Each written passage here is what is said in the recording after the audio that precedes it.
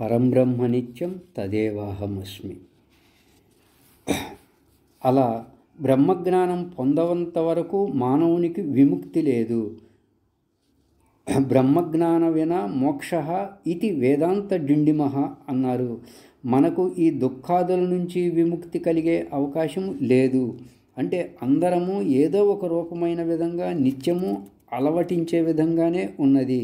ఇదంతా ఏంటయ్యా అంటే అజ్ఞాన సంబంధ కార్యములు. అజ్ఞానం ఉన్నంత వరకు ఇవి తప్పవు, జన్మలు తప్పవు. ఈ జన్మలు కూడా మానవ దేహాలే వస్తాయి అని నమ్మకం లేదు. కాబట్టి ఏదన్నా కాస్త కన్ను తెరచి విజ్ఞానం కలిగి, సుజ్ఞానం కలిగి, ప్రజ్ఞానం కలిగి పరమాత్మ సేవలో చక్కటి జ్ఞానాన్ని ఆర్జించుకున్నాము అంటే కొంత తరించే మార్గములో పయనించే అవకాశం ఏర్పడుతుంది. అలా లేని పక్షములో తాత్విక అంశమే లేకుండగా కళ్ళు మూసుకొని గడిపివేసినట్లయితే ఇంతకుముందు ఏ యొక్క మార్గం ఉన్నదో ఆ మార్గములోనే పయనించటం అవుతుంది. మాకు వాటి పట్ల విశ్వాసం లేదండి, మేము అవన్నీ నమ్మము, మాకు ప్రత్యక్షానుభవం కలిగితే దాన్ని స్వీకరించే విధానం ఉంటుంది అనేది లోకములో ఉంది. కానీ శాస్త్రమంతా కూడా విశ్వాసంలో భాగము. ప్రత్యక్షంగా అది నీకు చూపించరు. మనమే ప్రయత్నం చేయాలి, సాధన చేయాలి. సాధన చేస్తేనే నీకు అది కాలాంతరంలో లభ్యమయ్యే అవకాశం ఉంటుంది. అంతే. ఆ విధంగా కాబట్టి జగద్భ్రాంతి అంతా అజ్ఞానం వల్లనే కలుగుతుంది. అజ్ఞానం అన్నప్పుడు సమిష్టి అజ్ఞానం మాయా అన్నాం, వ్యష్టి అజ్ఞానం అవిద్య అన్నాం. జీవనోపాధి అవిద్య అన్నాం, మాయోపాధి ఈశ్వరునిది అన్నాం. ఈ రెండిటి కారణంగా ఏర్పడేటువంటివి ఈ జగద్భ్రాంతి. అవిద్య కారణంగానేమో స్వప్న జగద్భ్రాంతి ఏర్పడుతుంది. మాయా కార్య విధానంలో ఈ నామరూపాత్మకమై ఉన్నటువంటి పంచభూతాత్మిక విశ్వ జగద్భ్రాంతి ఏర్పడుతూ ఉంది. అవిద్యా కారణమై ఉన్న స్వప్న జగత్తు మేల్కొంటే పోతుంది. మాయా సంబంధమై ఉన్నటువంటి ఈ జగద్భ్రాంతి ఇక్కడ కూడా బ్రహ్మము యొక్క విషయంలో, ఆత్మ యొక్క విషయంలో మేల్కొంటే సమాధిని, స్వరూపానుభవాన్ని పొందగలిగితే, బ్రాహ్మీ అనుభవాన్ని పొందగలిగితే ఈ భ్రాంతి కూడా పోయే అవకాశము ఉన్నది.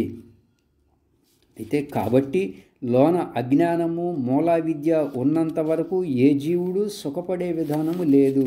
పైగా అనేక జన్మ పరంపరా విధానములో పడిపోయే వ్యవహారము. ఆ జన్మ పరంపరల్లో కూడా మానవ దేహాలు వస్తే పర్వాలేదు, అవి ఎప్పుడూ కూడా రావు కదా. మన చేతుల్లో ఏమీ లేదు, అదంతా ప్రకృతి ఇష్టం. కర్మఫలాన్ని బట్టి ఆ విధంగా జీవులకి దేహాలు ఇవ్వటం అనేది ప్రకృతి చట్టములో ఉన్న విధానము. ఇవన్నీ అజ్ఞాన కారణంగానే వస్తాయి. దేన్ని గురించైనా సరే తెలియనితనాన్ని కలగజేసేది అజ్ఞానం. అజ్ఞానముతోనే ఇవన్నీ ప్రకాశిస్తున్నాయి. యదజ్ఞానతో భాతి విశ్వం సమస్తం వినష్ట సద్య యదాత్మ ప్రబోతే. ఈ మొత్తం పోతాయి. ఎప్పుడయ్యా అంటే అప్పుడే. ఎప్పుడైతే ఆత్మానుభవాన్ని పొందావో అప్పుడు పోతాయి. ఆత్మానుభవానికి ఏమిటి మార్గం అంటే ధ్యానం, నివృత్తి మార్గం, హంస యొక్క ఆశ్రయం. అలా హంస యొక్క ఆశ్రయంలో ఉండి స్వరూపజ్ఞానాన్ని కలుగజేసుకున్నావు అంటే మరుక్షణములో పోతుంది అజ్ఞానము.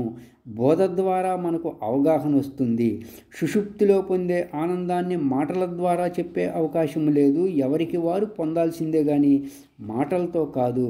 అంటే ఏ అజ్ఞానము చేత ప్రాతిభాషిక భ్రాంతి, వ్యావహారిక భ్రాంతి ఏర్పడిందో అదంతా కూడా స్వరూప జ్ఞానము లేదా ఆత్మజ్ఞానము చేత నశింపజేసుకున్నటువంటి వాడై, అలాగే మనసుకు, వాక్కులకు అతీతమై ఉన్నటువంటిది, శుద్ధ స్వరూపమైనటువంటిది, ఏ బంధములు లేని ఏ బ్రహ్మమైతే ఉన్నదో నిత్యమై ఉన్నటువంటి ఆ పరంబ్రహ్మమే నేను అయ్యున్నాను అన్నారు శంకరుల వారు.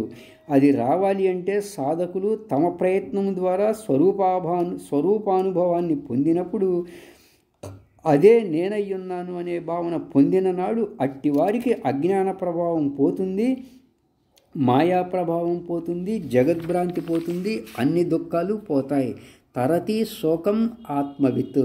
ఆత్మజ్ఞాని సమస్త దుఃఖాల నుంచి దాటి ఆనందరూపుడై భాషించే విధానం ఉంటుంది అని శంకర్ల వారు విజ్ఞాన నౌక 4వ శ్లోకంలో బోధించారు.